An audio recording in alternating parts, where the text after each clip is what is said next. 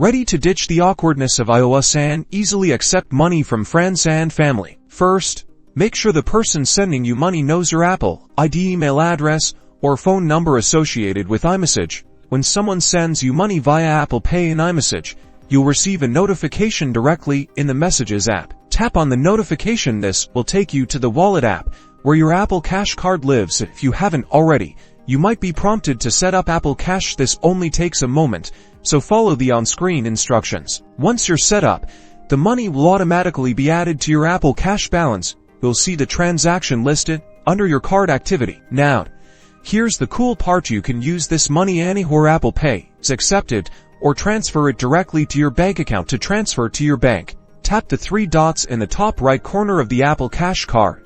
Then select Transfer to Bank. Enter the amount you want to transfer and confirm your bank details. The transfer usually takes 1 to 3 business days. And that's all there is to it. Receiving money via Apple Pay is quick, easy, and secure. Now you can enjoy seamless peer-to-peer transactions. Don't forget to like and subscribe for more helpful Apple Pay tips.